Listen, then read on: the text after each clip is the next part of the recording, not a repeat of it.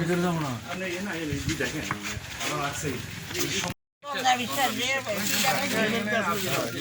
হাসপাতালে ওই কোনাটা এই কোনাটা ঘরের কোনাটা দেয় মেন ঘরের কোনাটা খুব টাকা লাগে কোনাটাও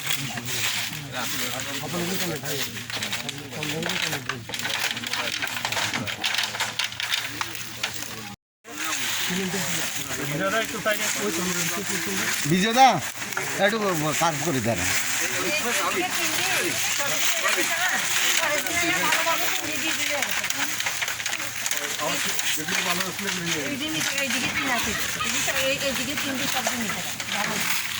ভালো ভালো দিদি আসলে পরের দিনে গেল ভালো মানে যেগুলি তারা নষ্ট করছে সেগুলি তারা নেয় ভালো আছিল লোক থাকে না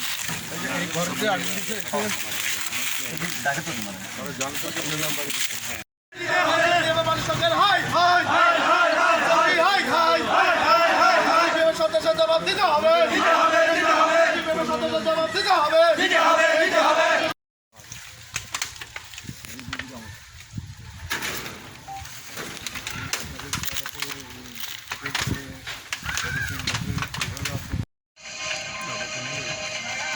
ডেড বডির ইয়া ব্রেকিং চলে অনেক school college breaking dead body breaking নেই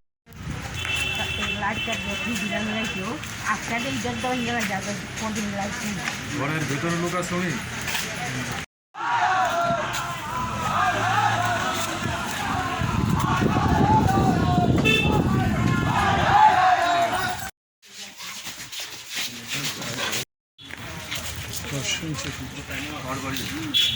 রাধারমন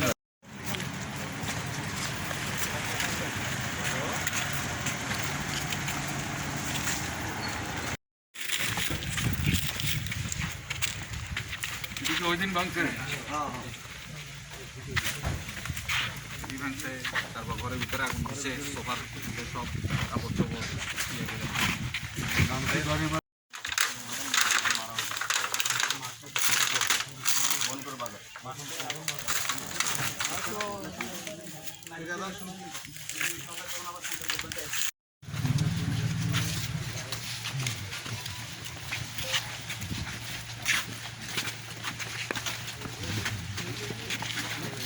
ফাঁক আছে খোলা খোলা মানুষ এই কথাকে ঢুকিয়ে দেয় তাই তো বৃদ্ধ মানুষ অন্তত 65 বছরের বয়স তাই না রে বিচার বলছে তাই না না আমার ননসে বারে কইতাছে রে আমার ভাইয়েরা মানুষের নাম কি তন্দা বিশ্বাস তন্দা বিশ্বাস আর স্বামীর নাম সুনীল চন্দ্র বিশ্বাস সুনীল হ্যাঁ আমার ননসে বারে কইতাছে রে আমার ভাইয়েরা মিছিলে গেছে না আমার ভাইয়েরা দুই ভাই কীর্তনে গেছে আরেকজন অফিসে গেছে গা আমার ভাইয়েরা গেছে না আর তাছাড়া আমি আজকে বেড়াইতাম আসি আমার দুইটা ছেলে বিজেপি পৃষ্ঠাভূমি আমার দুইটা ছেলে বিজেপি পৃষ্ঠাভূমি তাই না বারে কইতাছে কিন্তু তাইনের কথা শুনতে আসে না তাইনের এমন মারেই মারছিল তাই না আমার সর্বগড় পায়খানা চেক করে ভরাই লাগছে লগে লগে নিয়ে ডাক্তারের কাছে ভর্তি করেছে এলাকাবাসী আমাদের সহযোগিতা করছে বলে মানে ওদিকে আমি পাচ্ছি ননাসের বাড়ি এমনিতে কোথায় এমনিতে মনোমুখ এদিকে একটা জায়গা কিনছে মাঝে মধ্যে এখানে থাকে যে 3-4 মাস পরে আইছে হওয়ার পরে তো ভাই এজন আমি কই দিদি ভাই এজন নাই আপনি আমার ইয়ানে খান আমার সঙ্গে ঘুমাইয়েন কয় তারিখ হয়েছে ঘটনাটা শনিবার হয়েছে তারিখটা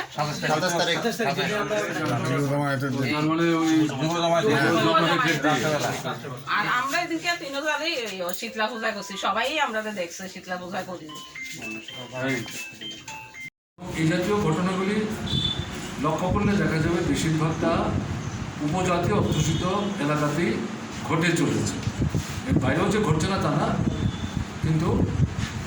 এই এলাকাটাতে বেশি হচ্ছে স্বাভাবিক কারণে মানুষের প্রতিক্রিয়াটা সেখানে তার আস্তে আস্তে প্রকাশ ঘটতে শুরু করেছে এখন সরকার তৈরি করার পর তারা বুঝতে পেরেছিলেন তাদের যে রাজনৈতিক নেতৃত্ব যে প্রতিশ্রুতিগুলি আমরা ভোটের আগে দিয়েছিলাম প্রধানমন্ত্রী থেকে শুরু করে এখন যে মুখ্যমন্ত্রী তিনি তখন দলের সভাপতি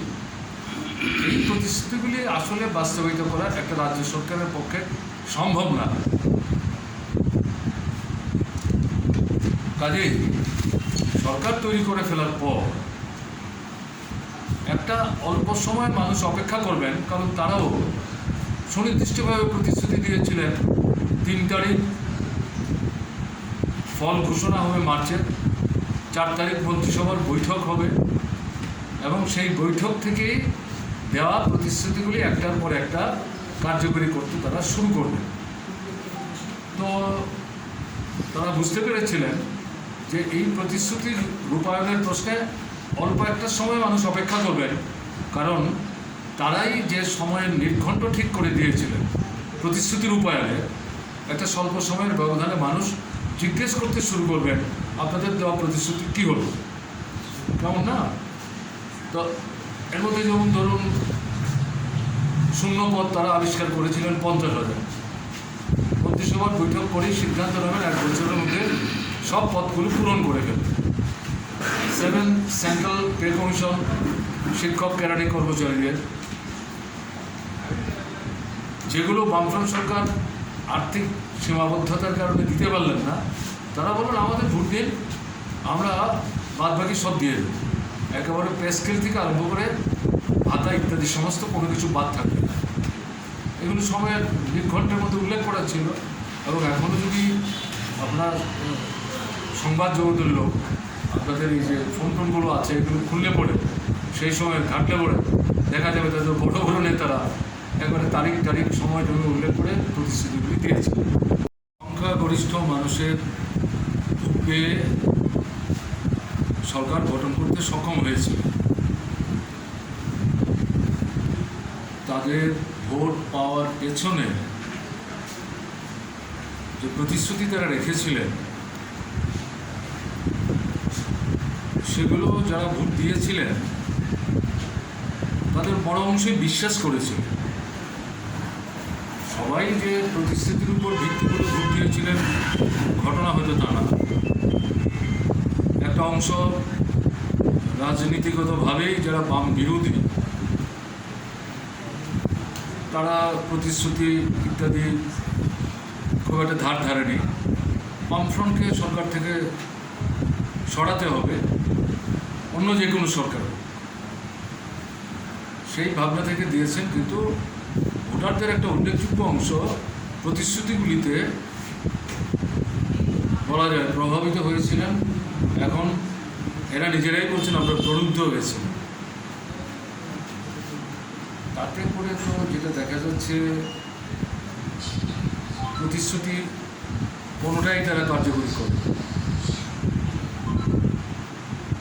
একটা সরকারের বয়স হচ্ছে 5 বছর, 3 বছর হয়ে গেল,